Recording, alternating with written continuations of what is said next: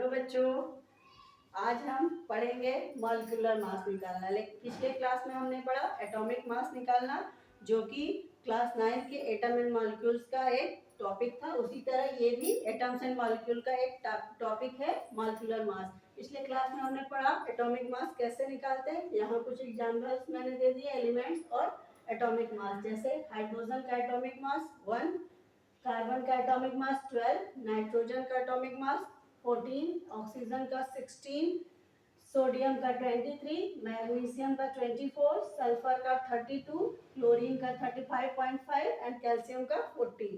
अब इसी के अब हम ये एटॉमिक मास था, अब हम मॉलिक्यूलर मास निकालेंगे, यानी मॉलिक्यूल का मास कैसे निकाला जाता है। मॉलिक्यूल आप जानते हैं एटम से मिलकर बना होता है, दो या दो से अधिक एटम से मिलकर मॉलिक्यूल बनता है। तो पहला हम एग्जांपल लेंगे वाटर मॉलिक्यूल का।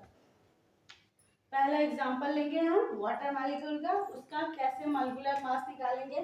अब जैसे पूरा हम लिखते हैं मॉलिक्यूलर मास ऑफ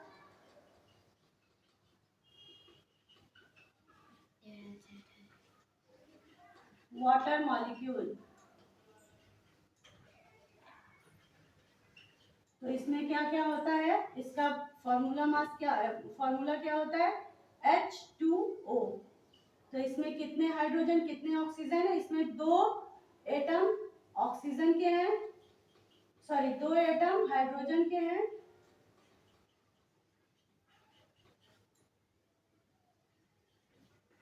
और एक एटम ऑक्सीजन का है। दो हाइड्रोजन के एटम और एक ऑक्सीजन का एटम मिलके वाटर मॉलिक्यूल बनाता है, यानी H2O। अब हम इसका मॉलिक्यूलर मास निकालना सीखेंगे। हम H2O का मॉलिक्यूलर मास कैसे निकालेंगे। हम जानते हैं कि हाइड्रोजन का एटॉमिक मास होता है 1। तो 2 इंटू 1, दो एटम है यानी 2, 1 एटॉमिक मास है इंटू 1, प्लस ऑक्सीजन का एटॉमिक मास होता है 16। तो ये ओवरऑल कितना हुआ 2 प्लस 16 इक्वल टू 18 यूनिफाइड मास। ये हो गया हमारा वाटर मॉलिक्यूल का मॉलिक्यूलर मास। इसी तरह हम CO2 का निकालेंगे, कार्बन डाइऑक्साइड का। इसमें भी कार्बन डाइऑक्साइड में भी molecular mass of carbon dioxide equal to 1 atom of carbon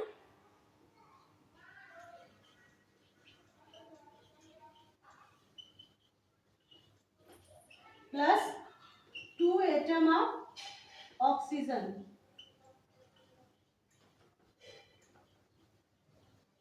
इस तरह से हम मॉलिक्यूलर मास निकालेंगे। तो कार्बन का कितना होता है एटॉमिक मास 12 और ऑक्सीजन का 16।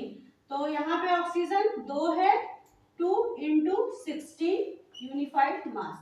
तो 12 प्लस 32 कितना हो गया 44 यूनिफाइड मास। ये उसका हो गया कार्बन डाइऑक्साइड का मॉलिक्यूलर मास। अब हम थर्ड एग्जांपल लेंगे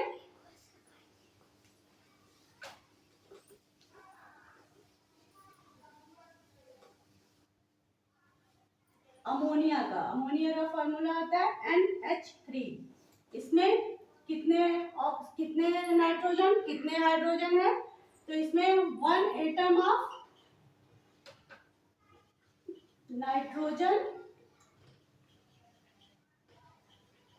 plus 3 atom of hydrogen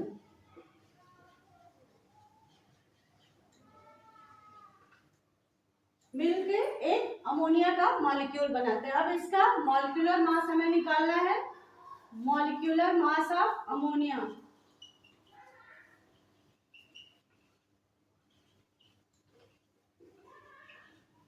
nitrogen का होता है 14 एटॉमिक मास, हाइड्रोजन का 1 3 है, 3 एटम है, 3 इंटू 1। नाइट्रोजन का एक एटम है यानी 1 इंटू 14। हाइड्रोजन के 3 है, 3 इंटू 1 यानी 14 प्लस 3 यूनिफाइड मास।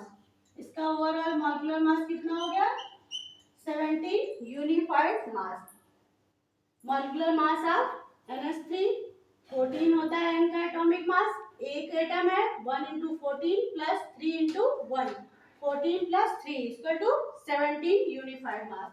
अब हम फोर्थ एग्जांपल लेंगे, जैसे मैग्नीशियम ऑक्साइड का। मैग्नीशियम ऑक्साइड में 1 मैग्नीशियम के एटम होते हैं प्लस एक ऑक्सीजन का भी एटम होता है।